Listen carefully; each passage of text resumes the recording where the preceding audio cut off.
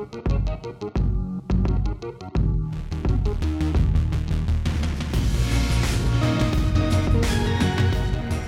Nerf Herder, I'm Addy Thomas. And I am Ben Milton. Thanks for joining us for another episode of Certain Point of View. We are taking another step into the Star Wars galaxy. We're going to talk about a little bit outside the Star Wars galaxy, but then we've got some more comics to talk about today on today's episode. But I want to remind you can check out all of the podcasts that are part of Certain Point of View on our website, certainpov.com. In fact, we've got a new edition. We do. I'm really excited about this one. Here's the reality. Here's what's happening. Matt Storm is taking over Certain Point of View. We're slowly adopting all of his 17,000 podcasts that he does and adding them to the Certain Point of View lineup. But Screen Snark is coming soon, okay? We're giving you the lowdown right now. And it's already out. It's an existing show. Now, that's Matthew and Rachel Schenk are the hosts of that show. Yes. And they tend to have guests. They do have guests and it's every week. Movie reviews. And it's movie reviews, right. Yeah. And so they take a deeper dive on movies, not in the same way that another pass does. Right. They look at it like one person picks the movie and then everybody watches it. And I don't think it's necessarily current movies. They do a lot of it's just whatever they've happened to recently watch type of thing. Right. Yep, and then they discuss it with somebody who has some insight to that movie. So check out Screen Snark. You'll be able to find all the information on our website at certainpov.com. All right, well, let's go ahead and get to today's episode. We're going to start off with some trailer talk because we got two teasers recently of interest to us. Today we got a big one. We got Spider-Man Far From Home. Yeah. Is it Spider-Man Homecoming 2 Far From Home? I don't know. I don't know. There's a lot of words in that title. Yeah, it's a lot. So, but it's fun. It looks great. It feels very much in the vein of the first one. Definitely has that John Hughes vibe again. Which is so it's Spider-Man, right? But they've definitely opened up some more abilities. Spidey's got a cool new black it's the stealth suit. Yep. Well, there's the stealth suit, but it's also the main suit he's running around with is red and black. In Europe when he meets up with Fury. It looks like he leaves the red and blue back at home. Gets a new one in red and black in Europe. Yeah. So, this is Europe. He's got, you're close to Italy. You got to keep up with fashion. Right. There's a lot of fun stuff. I'm really interested to see the ramifications from Infinity War Endgame. If there are any, because what I don't know is in the timeline, is this where before does this take place? Infinity War? Yeah. Or is this is this after it? Which one comes out first? Infinity War. I feel like it's gonna be. After. That's what I think too. So my question is, all right, well, what does that mean for Jon Favreau's character? Happy. Happy. Is there no more Tony Stark? Is Fury stepping in now to assemble a new Avengers with Spider-Man at the that's immediately what I started thinking about. I didn't even think about this. Damn it! I was just like, oh, cool, a Spider-Man movie. I love look that. how great the effects look, and I love that Fury's in it. That made was a me nice happy. surprise. Yeah, yeah. I want to see more Nick Fury in this MCU. To be honest, I do too. To have him as a bigger character more than just as a cameo. I think they were onto something with Iron Man 2, but they didn't quite use him as well as they could have. Really, I guess Avengers 1 is the only real movie. Avengers 1 and Winter Soldier are where you really get to run with Fury a whole lot more, Yeah, but still not enough. Yeah, absolutely. Still not enough. That's a character that I've always loved. So I'm down for more. And Fury. I'm down for more Samuel L. Jackson too. So, and let him drop a couple MFers, and let Tarantino have a chance at a Marvel flick with Sam Jackson. Do a let him do Nick his Fury. Luke Cage. Let him do Nick Fury. Let him do a Nick Fury movie. Yeah. I think he's always wanted to do a Luke Cage movie. Let him do a Nick Fury Luke Cage movie. I mean, it'd be great. Right? I would be totally down for that. Oh, that would be nice. Bring it back. Bring back Luke Cage now that he's gone. The big thing, though, is not only did we get a reveal as to the villain. I mean, we already kind of knew if you had been paying attention to some of the news. We saw Hydro Man, but we saw Mysterio. Looks amazing. That is not anything close to what I was expecting for Mysterio.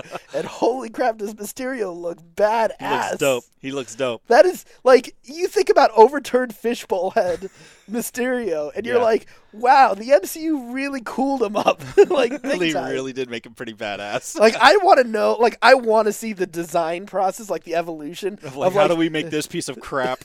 How do we polish this turd into something people want to see? Because even in the comic books, when Mysterio shows up, I'm like, oh, yeah, this guy. And I mean, they've done interesting things with him as like a special effects guy, but this looks like a total departure from that. Yeah. Like, who knows? Like, if it is still, I doubt it's I mean, it could be a special effects guy still. Who knows? But like this, like he actually feels like he's a magic wielder. Like he's got power blasts. You know, he's flying around. He's flying around. What I also thought was very interesting is I was looking at sort of the spell effects for his, like, when he has his little magic shield. Yeah. It looks a lot like the Time Stones magic that Doctor Strange wields. Makes you wonder, like, because I don't imagine I have a feeling they're going to keep it tech related. Yeah. And like, because that's such a cool story. It is, but he looked like even his armor looks very mystical. But the thing about it is that it all looks mystical. That's true. And if he is a special effects guy, he would just he would be copying Doctor Strange. He would be copying Thor. And that's all true. those elements are in all the stuff that he's doing. All the mystical stuff is all like it's all there. Yeah. Like you can see the root for it. So, like if it's how I imagine like if a guy had that technical capability and that creative ability, that's what he would make. Like he would make something in that universe. So we'll see. I'm psyched for this. I'm not as psyched for this movie, but I think it's probably going to be one of the better movies of the year. Well, it's hard to say because, like, honestly, 2018 had a lot of solid superhero movies. So now everything is kind of like I mean, it ended. Can you beat Black Panther? Right.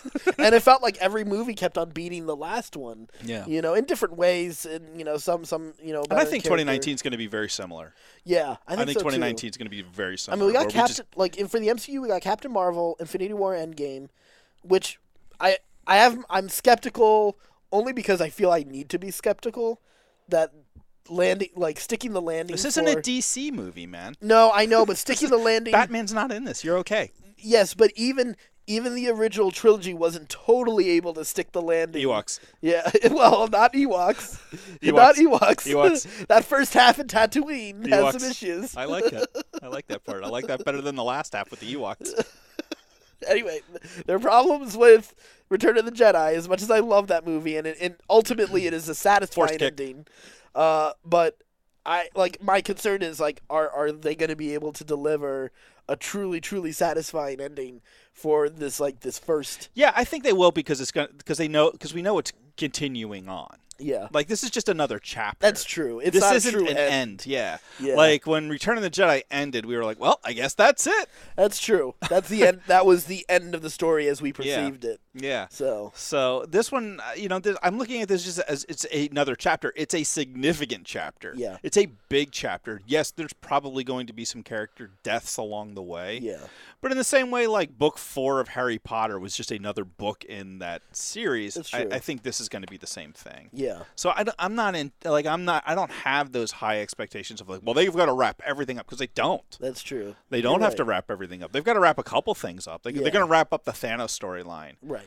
And some of the characters are going to wrap up, I think. Yeah. But overall, like, it's going to be just like a comic book. It's just I guess you're right. Yeah, as long as some of those character arcs land properly, I think that's my big concern. Yeah, absolutely. Yeah.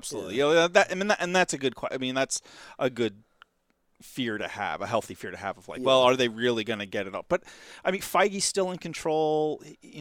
He's been on point. Yeah, he's been on point so far, and it's only been getting better and better as time goes on. I mean, they even made a Thor movie likable. Right. It took them 3 tries. Yeah. But they got it now right. It's one of their best. Yeah, but they got it right. Yeah. So I feel pretty good about this installment. I think it's going to go really, really well. I mean, the only problem I have with movies like the Avengers movies is that there's so many characters that so few people get enough time to get moments. Right. Like everybody has their favorites, and maybe, my favorites won't get as much time. Like, I'm a huge Hulk fan, but I'm expecting him to have a bigger role in this movie because he didn't have enough of a role in the first movie for me. Right.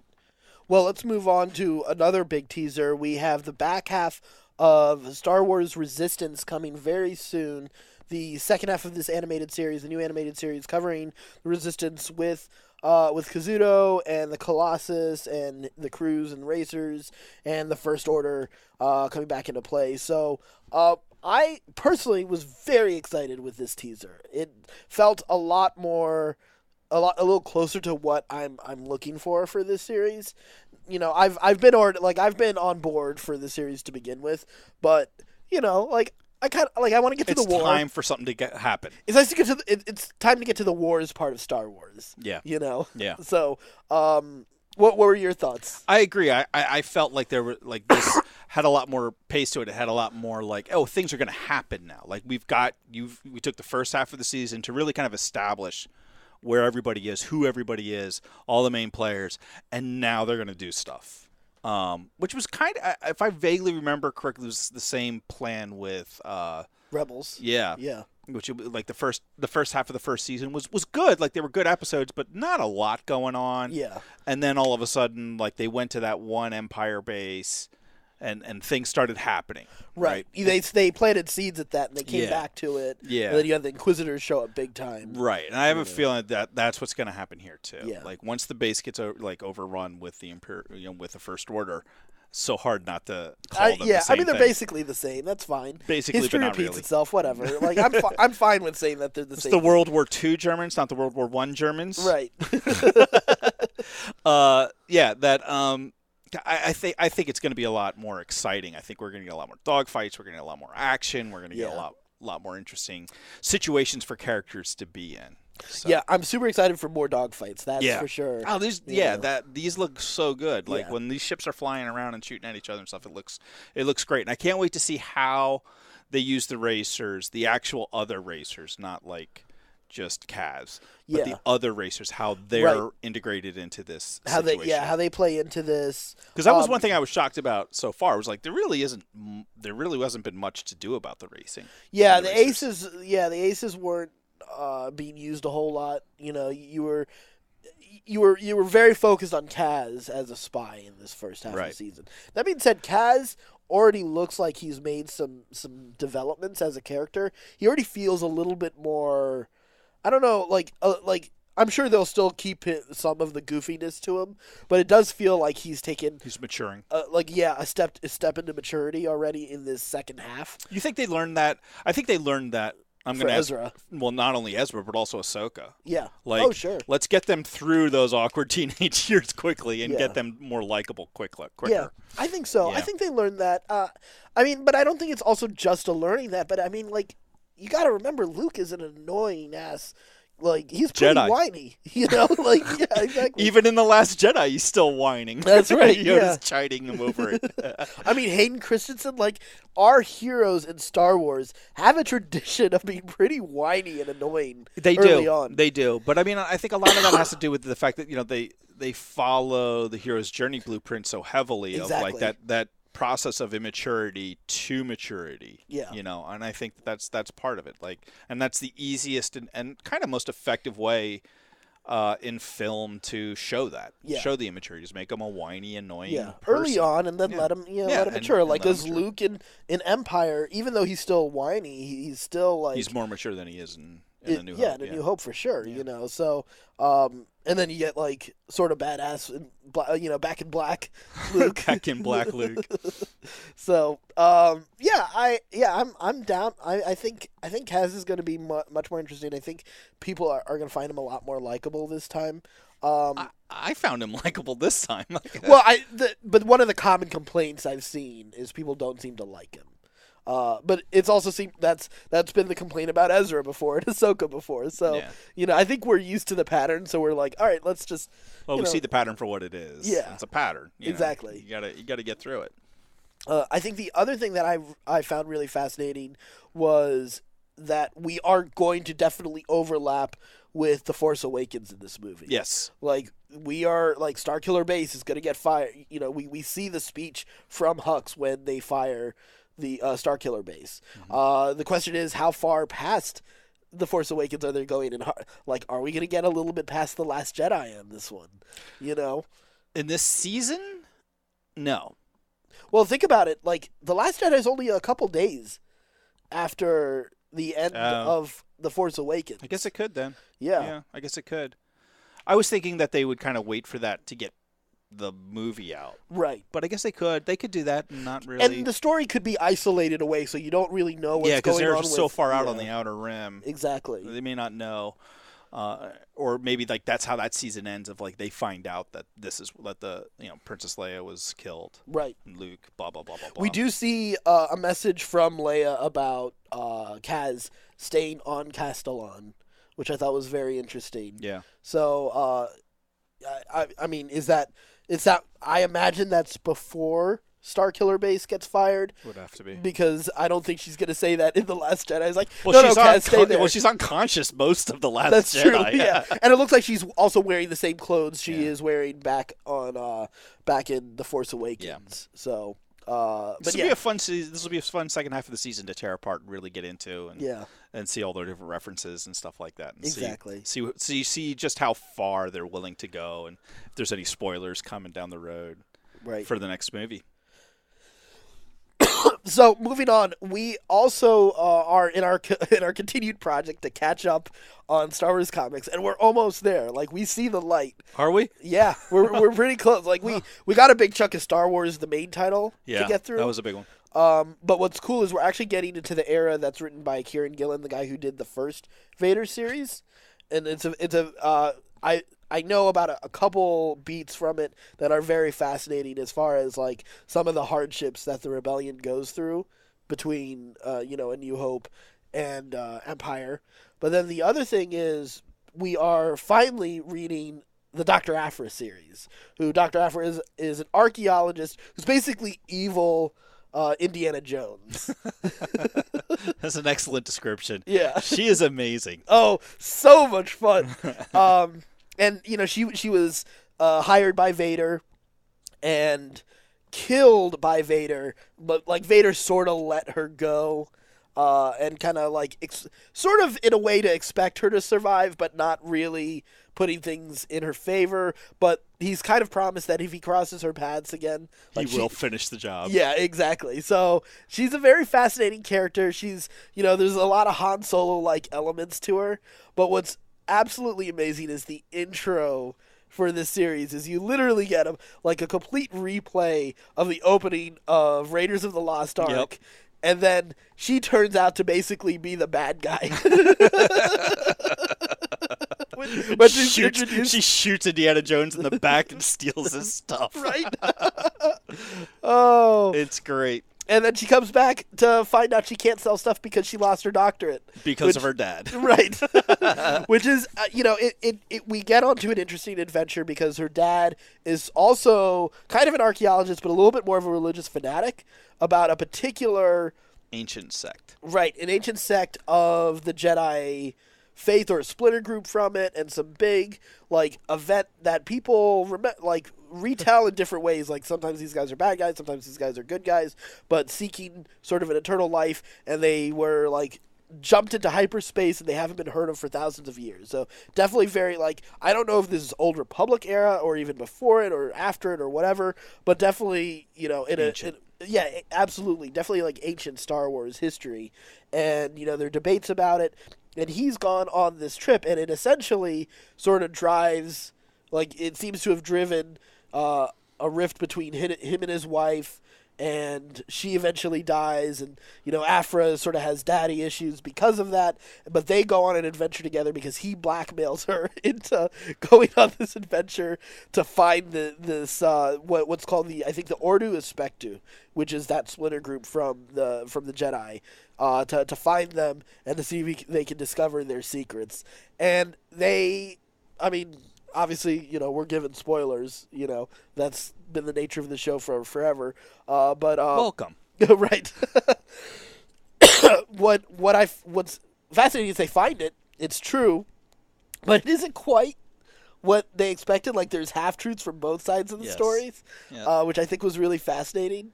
But then, they have to fight basically this giant, mind-controlling droid that can control all other droids and technology, and is trying to now wipe out life. And they've got an ally with some Imperials along the way as well. There's a stop in Yavin 4 that's absolutely fun. We've got a great crew of characters. Not only do we have Doctor Aphra as the evil Indiana Jones, but we also have our evil Chewbacca, Black Kyrgyzstan, who we've already seen before in. Once we saw him in the Vader series, but we also saw, because he's a bounty hunter and a disgraced Wookiee. We also saw him in the Obi-Wan story, because he tried to take on Obi-Wan Kenobi with and was shamed in that fight. And then we also have 000 and BT. Yeah, I don't remember the droid numbers, designations, but definitely those two. The best droid duo in all of Star Wars. All time. Yeah. I like to think that if we were droids, we wouldn't be those guys, but we'd know those guys. Oh my god, the evil incarnation of 3PO and R2, which is so awesome. They are constantly wanting to kill anyone and everyone that they can. Everything. And they sometimes do it to great effect. And the banter between them is amazing. Yeah. It's evil R2 and 3PO is the exact right way to describe them. They're so much fun. Yeah. And just how willing they are to go and kill each other or kill other people, and even how well they work together, unlike 3PO and R2. One of my favorite moments is when he pops open the little things for the pedals for them to stand on, so they can just wheel around. Right? I was like, man, why is R2 is constantly getting new features that don't make a lot of sense, to be honest. Nope. But simple pedals. For someone, for 3PO down to ride on, seemed like R2 may be holding out, I feel. Yeah, he's just like, screw that gold son of a gun. I'm not doing this anymore. Not carrying him around. Oh, man. Gonna carry this plot. Can't carry another droid.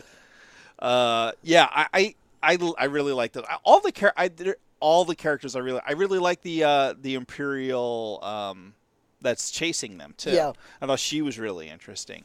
I'm looking forward to seeing more of their dynamics together. Yeah, because she was disgraced at a place, actually, where a story point that I think we're familiar with. That's part of something. I forget where. Yeah, where she, because is it Admiral? What's his name? She reports to Ozzel, who is the first casualty of Vader in Empire Strikes Back, I believe. Because I think he's the one who sort of ignores the probe droid that first comes to Hoth. Oh. So yeah, I think So that was interesting seeing that familiar face, but I feel like she failed somewhere sort of important along the story. But it was a nice okay, she's being she's being reassigned. Yeah, that's the bottom line. Is she's being punished for whatever happened, for whatever we can't remember. Right. And she's being sent to. This is her job is just to watch something stupid. I forget what are they. Oh, they're guarding something? Well, no, so they're actually... So this is what's fun.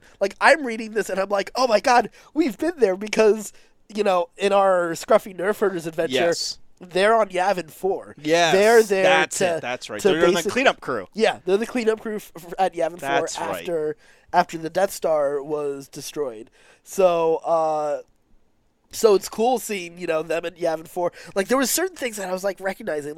Aphra's father was talking about the Misasi, and I was like, why do I recognize that name Misasi?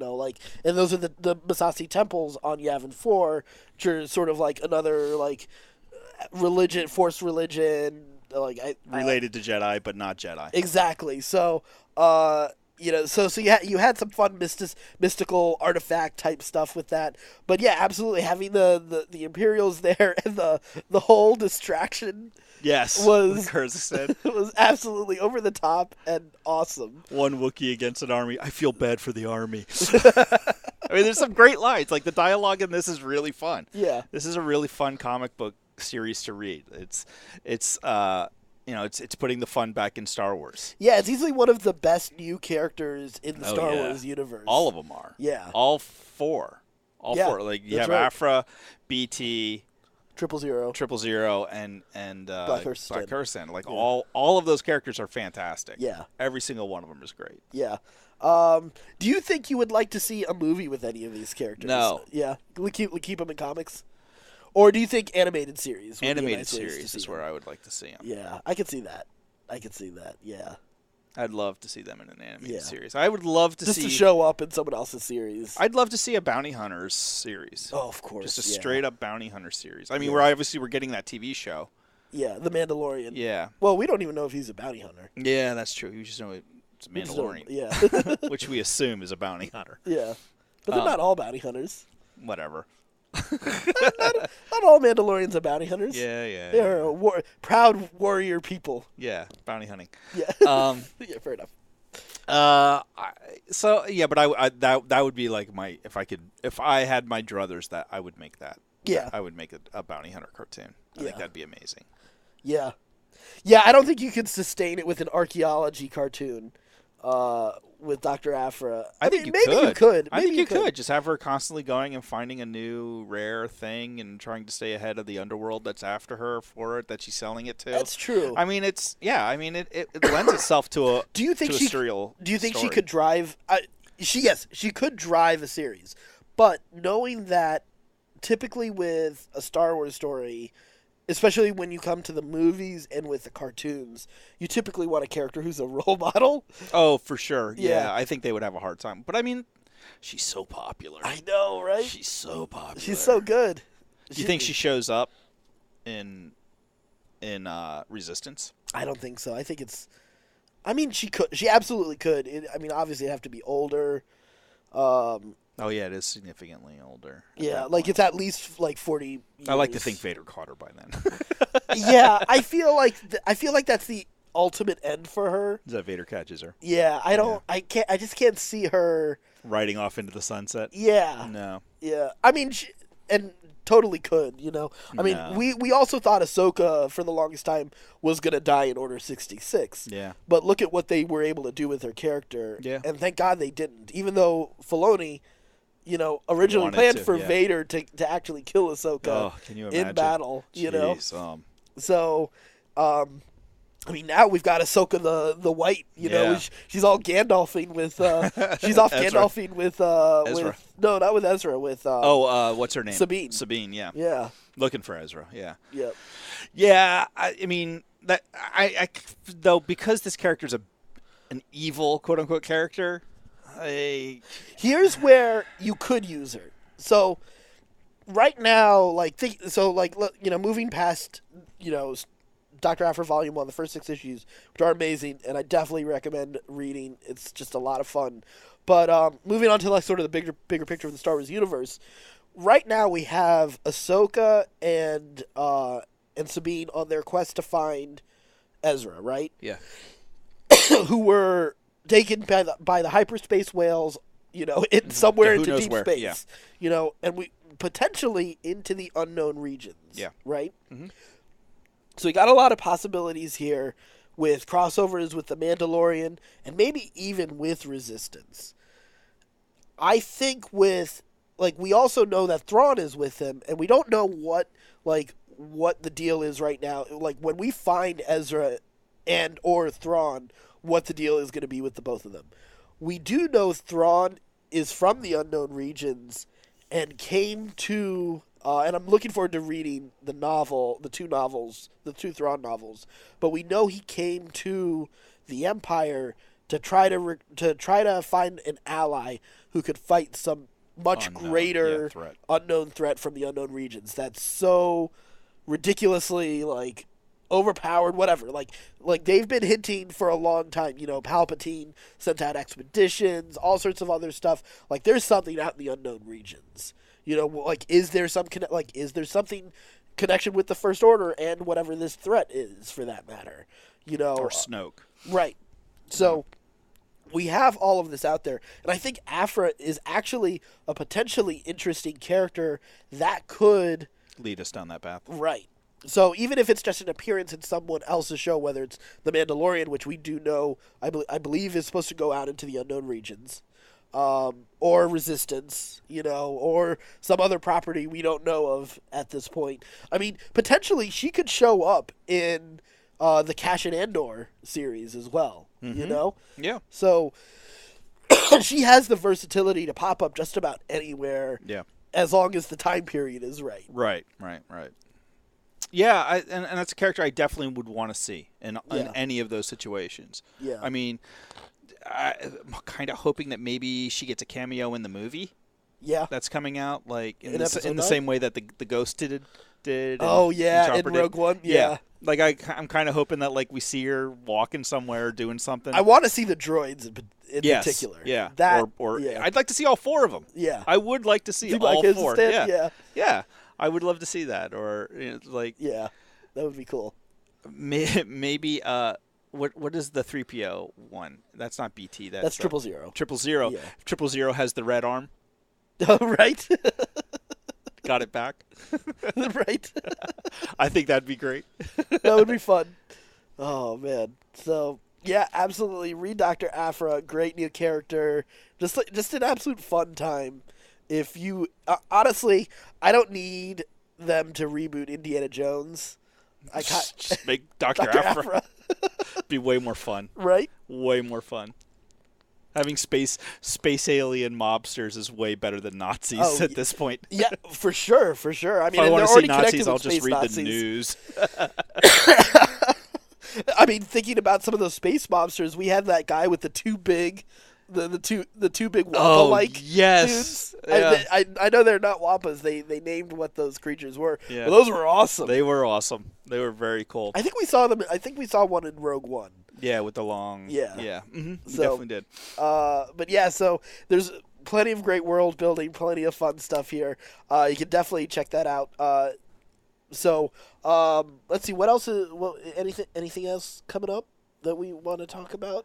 We got some new podcasts on the way. We got Screen Start coming, which I'm super excited about this show. I'm really happy that Matt and Rachel have joined up with us. Yeah, I'm not going to say what it is just yet, but I do have a new podcast on the way, so that I will be hosting a second podcast. A second podcast, which means at this point I probably will not be streaming SWOTAR with you guys. I hate you. I know. You will do it.